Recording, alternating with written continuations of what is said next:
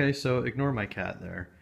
Um, this is a Super Neo 29, Japanese candy cab arcade machine.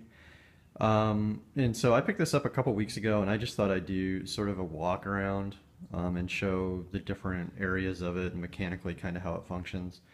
So to start off with, this is the 29, the Super Neo 29, which means it has the 29-inch monitor in it. That is a Hitachi monitor. And that has a super awesome picture on it. There's actually, on the inside of the control panel area here, there's a manufacture date. And this was made in 1998.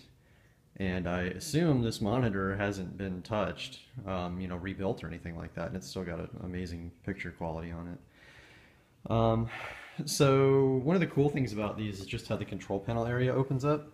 But first I want to show you this. This here is actually metal. And this is what the actual control panel is. So if you see online, if somebody's selling like a Sega control panel, it's this metal piece usually that they're selling. I don't know what you call the whole area, but this is the plastic part here, and this kind of screws into that. So I'll show you the back of this. Right now I don't have any of the buttons in it or anything because I'm kind of working on this. But it has these little threads here that go around. And so that just screws onto the back here once you have that in place, which is what holds it down to the plastic part. And then this actually opens up, and you would have access to the back here to all the buttons. The back of the buttons have little connectors on them, like quick connects, and so you can take them off here, or depending on what kind of work you're doing, these are actually like little harness connectors. So this would be the first player with all the buttons and the directions on it, and the red one here is the second player, and that white one there is, I believe, that game select and player 1 and 2 start buttons. So if you wanted to disconnect this panel part without having to disconnect individually every single button on it, you could just pull that off and then take the panel off. And then that there's the controls for the monitor. And you see here it actually has what looks like it should be mounted up there. If this was for a different application, I assume, like not an arcade machine. So it's these little white pegs here kind of hold it down. And you'll see it's got horizontal size and position and some V-holds and brightness and things like that on it. And this is the manufacturer sticker I was talking about. So you can see this was made in January 22nd, 98. So that's kind of a cool little thing. And then I don't know if you see here the coin slot designed for Japanese coins, and it goes down in here and follows that down into the coin mechanism. So we'll go underneath and I'll kind of show that since I just mentioned it. This here is the coin door. So this is the receiving side right here of that part. So there should be a coin mechanism in here, but a lot of times when you buy any kind of arcade machine, the operators take that out because they're kind of worth some money. But I can still do coin ups through here. That's the actual switch that tells it there's a coin. There's a coin going through. And then on the other side of this is kind of the cool part. This is the power supply here. And you'll see on here, it actually has on the power supply the test and service buttons and a degauss button for the monitor. There's also a fuse in there, so if you get some spike in voltage from the wall, that fuse will go out instead of blowing the power supply, and the on-off switch there on the right. So the power supply itself doesn't have anything to do with the test and service buttons and all that. That's just where they mount them, is on the front of the metal enclosure for the power supply. And you'll see it's got special connectors there for each of the different parts. So I would assume one of those might be going off to the monitor. It might just be that plug. And then of course there's 5 volt and 12 volt, something going off to the speakers probably. So that's that part, and then once the coin goes through all of this, it goes into a bucket down here. So this is actually just the coin bucket. I don't know if they had plastic in there to dampen the noise or not. I mean, in arcade they probably don't care. But then underneath that's the coin counter. So this has been played 27,410 times, not including the couple times I've tested it. So I assume what would happen is that if there was a coin mech in there, it would be connected to that, because I don't think this part of it actually advances that number, but it might, I'm not really sure. So anyway, this is also metal. All this is metal here on the bottom, and this bucket's actually metal too, and powder coated like the rest of it. And then this here is the access panel to the actual board that's in here. And that, again, metal powder coated. And when I bought this, it came with a Konami basketball game, which is interesting because it's in Japanese. I mean, like, the team names and everything are in English when you're playing it on the screen, but then when it has little cutscenes or whatnot, it's all Japanese text. So it's kind of funny. It's got like American basketball teams on the game, but in Japanese. So I didn't realize that Japanese were interested in American basketball. So I don't know, kind of weird. But at any rate, so this I haven't tried this yet with a Neo Geo MVS board, but the pinouts are basically identical. I mean, you can take an MVS harness like this. I assume this is an unmodified harness, and just hook it into a JAMA board and it'll work. Sometimes there's sound issues, but not on this one. So I'll just show you here, if I can get this off. Anyway, this is the JAMA connector here. This board's just a little weird, the actual Konami board, because it's got like a vertical kind of combination board here holding top and bottom together. But I'll take this out so you can get a better view.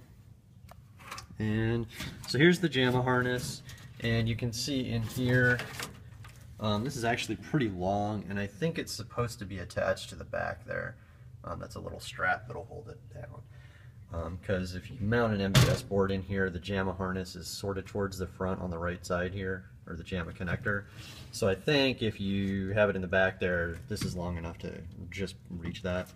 And you'll see these are sticky backed little holders here, and they're not sticky at all anymore. So I mean, they've come off over the years, but it looks like it's supposed to be connected there and probably on the back here. And I guess back in there, that's the power connector, and it looks to me that that is an isolator for that black part of it is an isolator for the monitor. I don't know if that's the case, because I'm not 100% sure on arcade hardware like this, but I would imagine that's what it is. And then this is what you would screw down your JAMA board to, and this didn't have one. It actually came in like a little, an office box kind of thing, like a storage box. Just the lid of it was upside down with the board sitting in it. So I had, this is just a piece of MDF, and I had an extra piece from another project I was working on. So I just cut it down, and this is like, what, 13 inches across and 18.5 long. And then this, I mean, itself will slide in and out, and you can see. It's a little tight because it was bent a little bit. The metal was bent a bit. But there's actually a stopper on the back of it there, so it won't go any farther than that. Try to keep focus here. And that's kind of it for the front, I guess. And then right now on the front of the system itself here, I have this bezel off. There's like a white bezel that goes around and then a black one on the inside of it. And I'm cleaning that right now because that part and this top part get pretty nasty yellowed over the years. So I actually sanded that down to brighten it up like that, and then did a little plastic polish on it. So I'm trying to do the same thing for the white part of the bezel. But on the sides here too, the stickers were pretty nasty. There's like a big sticker that goes across here that says Super Neo 29. So this one I just pulled off, and I haven't cleaned any of it yet. You can see there's a little bit of color difference. So I still have to clean this side of it, and this has like a little plastic handle that fits in there to help you move it around, which looks like this. There's two on the back here too. So I took those out and cleaned them, and I'll just pop that in once I get this side cleaned off. And then on the bottom here, I really like these wheels.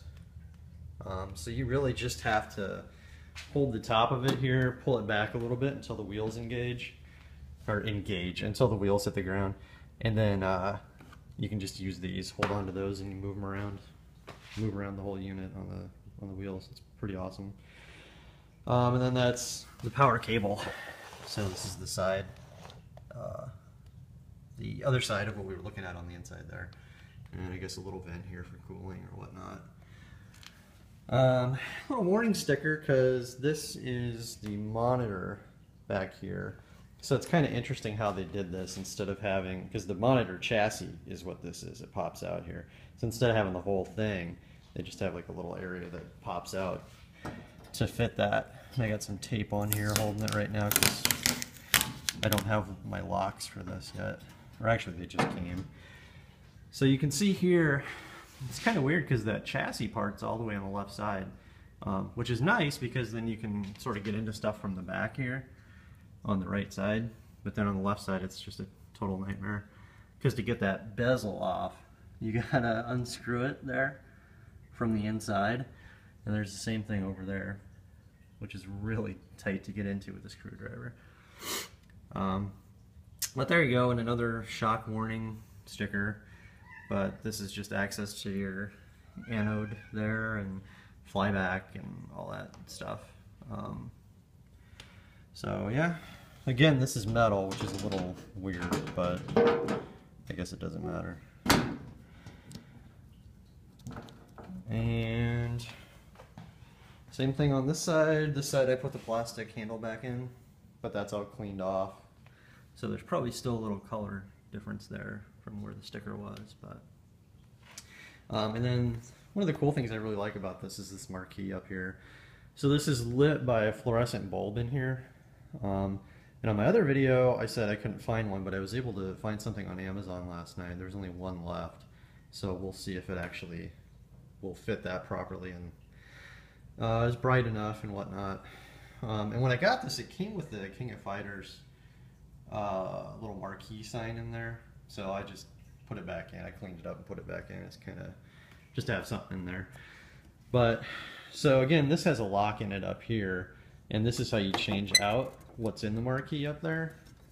So this part comes out, and you can see it's got like a little holder area around it there, and then these just slide into it. This is on the front. Well, let's see if I can show it a little bit better, but that's just on the front, and these just slide in like that. And then the empty marquee is like that. So it's kind of neat. I mean, I always thought this like tilted up or something like that, like it tilted somehow to get in there and change it, but yeah, it's just this little guy, and then it's got a lock in here with kind of a weird big square thing that like turns and locks, and then you can screw it down there with those two screw holes. Then you can unscrew this too, is how you get into the back to the bulb area, and then I guess this is for ventilation from the bulb so it doesn't get too hot. But that's basically a whole walk around of the machine, so I'll make another video of some of the restoration stuff I've done.